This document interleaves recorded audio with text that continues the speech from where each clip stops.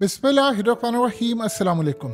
आज पूरी दुनिया के लिए एक ऐसी खबर आई है जिसने इजराइल के रोंगटे खड़े कर दिए और इसराइल में मीडिया पर जो चीखों पुकार है आप उसका अंदाज़ा नहीं लगा सकते।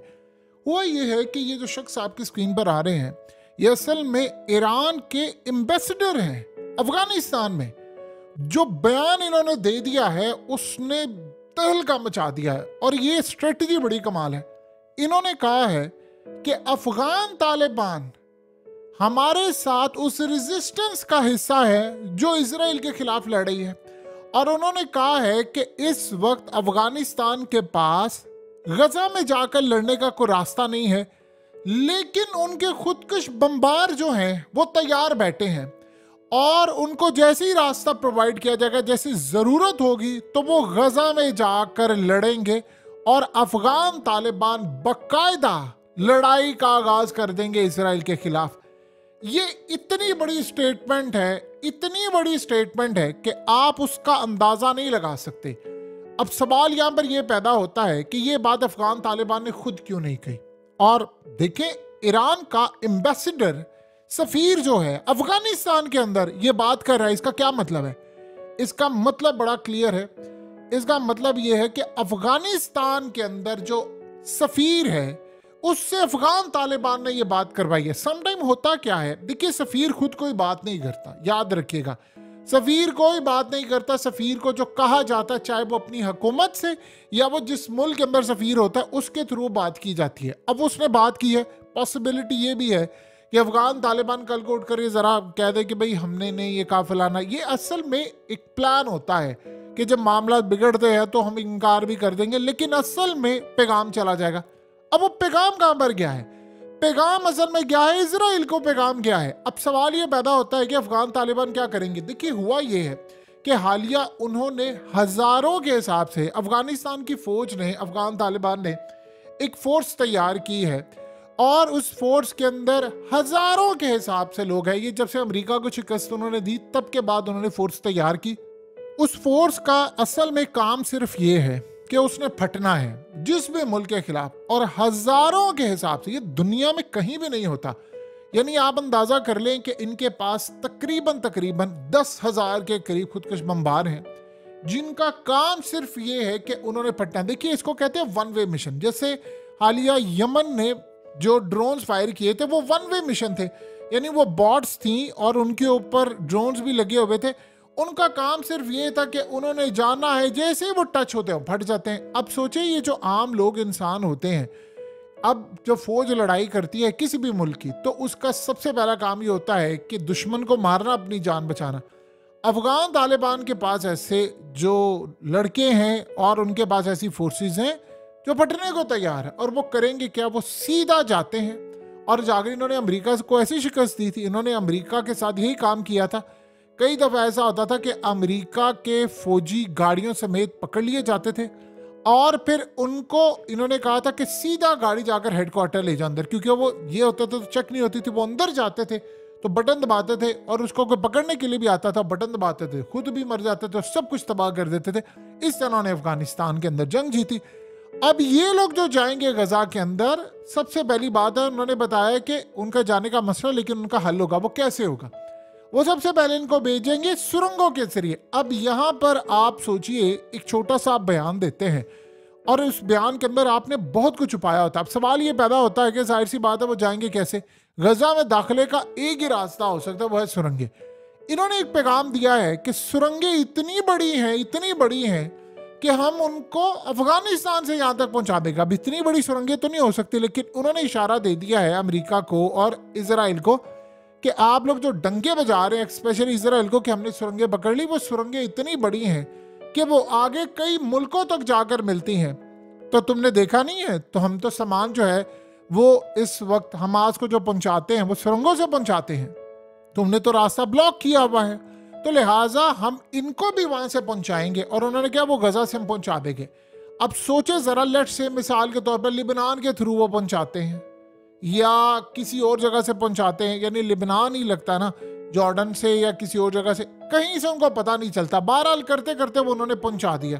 इसका मतलब है सुरंगें ऐसी हैं जिनको इजराइल नहीं पकड़ सकता, और इजराइल अगर नहीं पकड़ सकता तो उनके लिए तबाह कुन मामला है।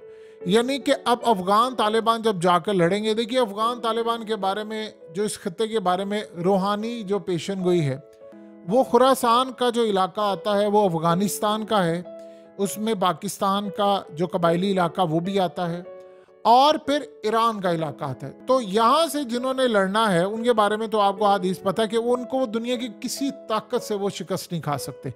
उसका स्नैरियो अभी हमने हालिया देखा है। इससे एक बात तय हो गई है कि अफगानिस्तान और ईरान के दरमियान मामलात काफ़ी हद तक सेट हैं कि ईरान के सफ़ीर को ये खुद बयान देना पड़ा है। और ये समटाइम होता है कि जब मामला बिगड़ते हैं तो खुद ऐलान कर दिया जाता है कि नहीं हमने तो बयान नहीं दिया। कभी ये भी हो जाता है जब मामला बिगड़ते हैं, वरना खुद भी ये बात कर सकते थे। तो उन्होंने पैगाम ये दे दिया है कि हम इनको वहां तक गजा तक पहुंचा देंगे। अब ये जब गजा में जाएंगे, देखिए अभी क्या सूरत हाल है, अभी आप ये समझिए, अभी सूरत हाल ये पैदा होती है कि जैसे मिसाल के तौर पर हमास के लोग लड़ाई कर रहे हैं और सारा कुछ है, वो आते हैं मारते हैं टैंक्स को, वो तो सिंपली वहां पर जाएंगे। उनका काम क्या है कि उन्होंने जाना है और फट जाना है, और फट जाना है टैंक्स के अंदर चले जाएं। देखिए अभी तो हालत ये है कि हमास ने अपनी जान भी बचानी होती है, बंदे भी मारने होते हैं, ये दो काम है।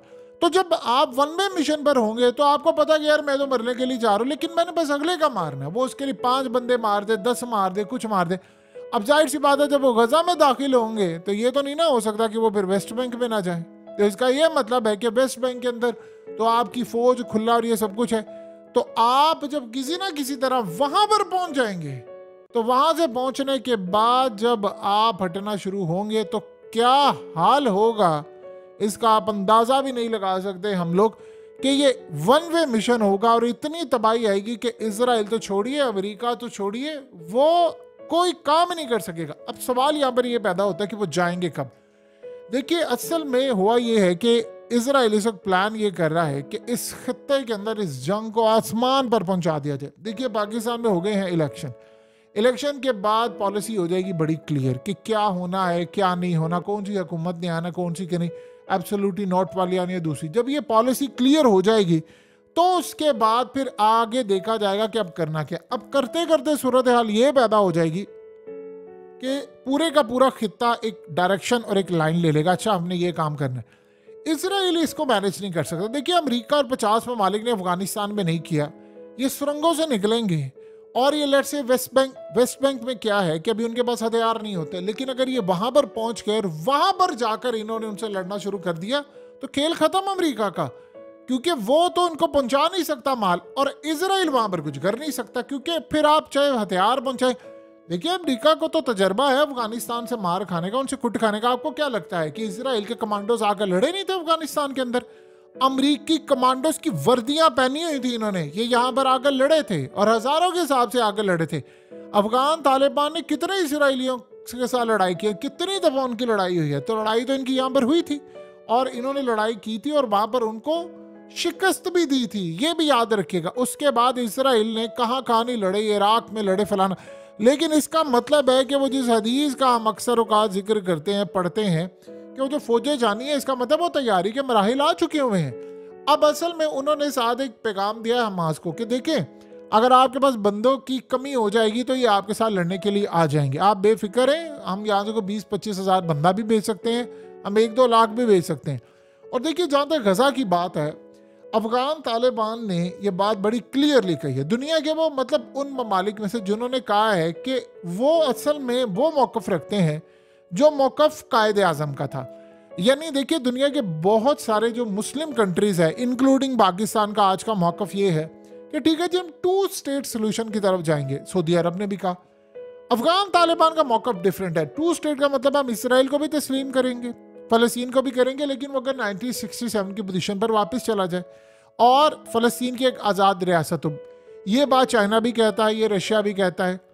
ईरान का ये कहना है कि हम इसको मानते ही नहीं, यानी इसराइल का वजूद ही गवारा नहीं है क्योंकि इसने ज़मीन चोरी की है। इसी तरह हिजबुल्लाह लेबनान भी कहता है। अफगानिस्तान के अंदर अफगान तालिबान का भी यही मौकफ है जो कायदे आज़म का था। कायदे आज़म तो कहते थे कि ये नाजायज़ रियासत है, हम इसको मानते ही नहीं है, यानी ये इसका वजूद ही नहीं है। बाकी सारे कहते हैं 2 स्टेट सोल्यूशन है, 2 हो जाए, ये भी हो जाए वो भी हो जाए। वो कहते हैं नहीं, हम मानते ही नहीं है। अफगान तालिबान का भी ये सिनेरियो है। अब उनके जो लड़ाई करने वाले लोग हैं, देखिए उनके नज़दीक बैतुल मुकद्दस की बहुत ज़्यादा अहमियत है। इसराइल को अब इस बात का इस वक्त झटका ये लग रहा है कि अफगान तालिबान ट्रेनिंग कर रहे हैं और वो ट्रेनिंग गजा में आने की कर रहे हैं, और इन्होंने ईरान के साथ मिलकर सुरंगें बनाई हुई हैं, और उन सुरंगों के अंदर चूंकि ये जो सुरंगें हमास ने बनाई हैं, बेशक चाहे उन्होंने बनाई हो, ईरान को इनकी इच्ची बिच्ची का पता है। देखिए, ईरान इनको सपोर्ट करता है और उनको पता है अफगान तालिबान को सुरंगों का तजर्बा ना हो, लेकिन अब हो जाएगा। अब ईरान उनको बता रहा है कि ऐसी सुरंगें होती हैं, वैसी होती हैं, ऐसे लड़ना है, वहाँ पर ये काम है, वहाँ से निकलना है। और लड़ाई के अंदर जो महारत अफगानिस्तान को हासिल है वो दुनिया की किसी कौम को हासिल नहीं है। यानी अगर आज अफगान तालिबान सिर्फ रूस के साथ लड़ाई कर ले जाकर, तो पूरा यूरोप फतह कर लेंगे। यानी उनके पास लड़ने, क्योंकि उन्होंने नेटो के 50 ममालिक के साथ, अमेरिका के साथ मिलकर 22 साल लड़ाई की है। जो तजर्बा उनको है, जो उनको पता है कि इनकी वीकनेस क्या है। देखिए, माहौल एक अलग चीज़ है, मैटर करता है, लेकिन जो स्ट्रेटजी है वो डिफरेंट हो सकती है, लेकिन उसमें काम बिल्कुल आपको वीकनेस वही रहती है। जैसे मिसाल के तौर पर नेटो के जो 50 ममालिक और अमेरिका, इनकी वीकनेस कहाँ पर है, कहाँ ये टूटते हैं। इजरायली भी आकर लड़े थे यहाँ पर, कहाँ ये हो सकता है, क्या नहीं, उनको ये सारा पता है। अब रही बात इनका जो सिनेरियो है वो भी बिल्कुल अलग है। इनको पता है कि हम लड़ाई के लिए तैयार हैं, हम इनको शिकस्त यहाँ पर दे सकते हैं, ये हथियार इस्तेमाल हो सकते हैं, और हमास से जाहिर सी बात है जो स्ट्रेटजी उन्हें लड़ाई की हुई है, सारा कुछ है, वो अफगान तालिबान को इन्फॉर्मेशन मिल रही है, तो वो सारे मिलकर अपना प्लान बना के लड़ाई करने को तैयार। अब सोचे जरा इसराइल में क्या होता है कि इसराइल की जो फौज है वो क्या करती है। आप जब लड़ाई करने के लिए आगे आते हैं, आप जब लड़ने के लिए तैयार होते हैं, तो नंबर 1 सिनेरियो क्या आता है। नंबर 1 सिनेरियो ये आता है कि आप ये कहते हैं कि जी हम अपनी जानें बचाएंगे, अपने फौजियों को भी हमने बचाना है और हमास को भी मारना है। अफगानिस्तान से जब ये लोग लड़ने के लिए सब कुछ आएंगे, जैसे मिसाल के तौर पर हमास के बहुत सारे लोगों का यानी बातचीत हुई, उनकी वीडियोज आई, तो उनसे किसी ने पूछा तो वो कहते हैं कि हम असल में चाहते हैं कि हम मर जाएं, यानी हमें मौत की तैयारी, क्योंकि वो कहते हैं कि मौत के बाद हमारी जिंदगी शुरू होगी। उनका मानना जो है वो कॉन्सेप्ट आप समझिए, वो कहते हैं हमें दुनिया से कोई लगाव नहीं, क्योंकि हमारे बाप को मारा किसी ने, माँ को मारा, बहन को, ये वो, तो वो तो इस दुनिया से चले गए। अच्छा है, हम इनको मारते हुए जब मरेंगे तो हम फिर हमारी उनसे मुलाकात होगी। उनके दिमाग में ये चीज़ बैठी हुई है। Same as it is Afghan Taliban के पास है। वो कहते हैं कि ठीक है, हम अगर बैतुल मुक़द्दस की आज़ादी के लिए जाते हैं तो हदीस है इस बारे में, तो हमारे लिए तो फ़ायदा होगा।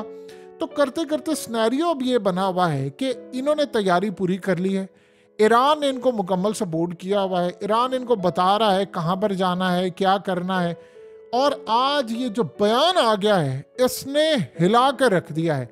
देखिए, अगर ये यहाँ पर पहुँच सकते हैं तो वे फिर दुनिया के किसी कोने भी, सोचे मिसाल के तौर पर अगर ये सिनेरियो यहाँ पर बनता है, लेट्स से, और सिनेरियो ये बनता है कि ये चले जाते हैं और वहाँ पर जाकर इसराइल के खिलाफ लड़ाई करते, तो इसराइल तो फारिग हो जाएगा। फिर कल को इनकी जरूरत किसको पड़ सकती है? एक मुल्क को, जिसको सबसे ज्यादा जरूरत पड़ती है, उसका नाम है रशिया। रशिया ने अगर इनकी खिदमात ले ली कि ठीक है भाई आपके लड़ाई करे, देखिए आप रशिया को कन्विंस किराए की फौज नहीं ये जाते। अफगान तालिबान की बात याद रखिएगा, वो कहते हैं कि हम किराए की फौज नहीं है, हमारा मकसद जहां पर होता है हम लड़ते हैं। लट से कल को वो इनको कहते हैं कि आओ हम लड़ाई करते हैं, आप हमारे इत्तेहादी बन जाओ, जैसे इसराइल का इत्तेहादी है अमेरिका और बाकी है, तो इत्तेहादी बन जाते हैं। क्योंकि रूस इस वक्त जा रहा है ऐसा ऐसा मुसलमानों के साथ, तो जब आपकी लड़ाई होती है आप इत्तेहादी बन जाते हैं। तो ये अगर कल को चले गए जाकर यूक्रेन के अंदर इन्होंने लड़ाई कर ली, तो लड़ाई के लिए सिर्फ टेक्नोलॉजी और चीजें और वो देनी है, बाकी स्ट्रेटजी इनकी अपनी है। तो बताइए फिर यूक्रेन में क्या होगा और बाकी सारे मामला। तो ये अब तक की सबसे बड़ी डेवलपमेंट है, और ये बार बार ज़हन में रखिएगा। पॉसिबिलिटी ये भी हो सकती है कि हो सकता है अफगान तालिबान को ऐसी स्टेटमेंट जारी कर दे कि नहीं ये उनका अपना ख्याल है, हम ऐसे नहीं, लेकिन वो अंदर खाते ये स्टेटमेंट बड़ी यानी समझ लीजिए मिले जुले रुझान के साथ जानबूझकर जारी की जाती है, ताकि आप एक पैगाम दे दें कि आप इस जंग को जो खित्ते के आगे लेकर जा रहे हैं, यानी प्लान जो करे ना हड़प कर खाने का, हमने आपको छोड़ना नहीं है। इजराइल ने जितना आसान समझा हुआ था कि हम तबाह कर लेंगे, हम फलाना कर लेंगे, ये तो चले एक सिनेरियो है। तो जो इनके दिमागों में ये प्लान बैठा हुआ है कि हमने बैतुल मुक़द्दस को और बाकी चीज़ों को इसकी जगह अपनी लेकर आनी, इबादतगार फैलाना, आप बता दीजिए कि क्या ये बर्दाश्त करेंगे? अभी देखिए सूरत हाल ये है कि इनकी एयरफोर्स बन रही है। इन्होंने अभी हालिया कई $1 मिलियन का जो इलेक्ट्रिसिटी कंपनीज का यानी पैसा था वो वापस किया। अब हुआ क्या है कि उन्होंने इनको पैसा दिया हुआ था, यानी अशरफ गनी दौर के अंदर इन्होंने वो सारे का सारा कर्जा चुका दिया। अब दुनिया भर के अंदर ये बात फैली गई है कि ये भी कह सकते थे कि हमने तो पैसा नहीं देना, ये अशरफ गनी दौर का था। उन्होंने उनका कंपनीज का चुका दिया, कंपनीज हैरान है क्योंकि करप्शन खत्म हो गई है वहां पर, तो वो पैसा चुका रहे हैं उनका। तो दुनिया का इन्वेस्टर सोच रहा है कि यार अगर यहां पर हम पैसा लगाते हैं तो ये तो वापस लौटा देते हैं। इसका मतलब है अगर हम देखिए, इन्वेस्टर को ये कोई परवाह नहीं होती कि वो ईरान में पैसा लगा रहा है, अमेरिका में लगा रहा है, कनाडा में लगा रहा है, सऊदीया में। वो कहता है यार मैं पैसा लगाऊं, मैं अगर 100 रुपया लगाऊं तो मुझे साथ को 20-25 रुपए आने चाहिए। उसका ये माइंडसेट होता है। उसको ये परवाह नहीं कि उसने इंडिया में लगाना है, वो ये नहीं देखता कि कौमियत क्या है, मजहब क्या है, वो देखता मेरा प्रॉफिट कहाँ पर है। तो अब जब ये यहाँ पर काम करेंगे तो इनकी फोर्स और तगड़ी होगी। सो करते करते सिनेरियो ये बना है कि इजराइल की अब चीखें निकल रही हैं और ये अब तक का सबसे बड़ा इजराइल को झटका है कि अफगान तालिबान लड़ाई के लिए तैयार है।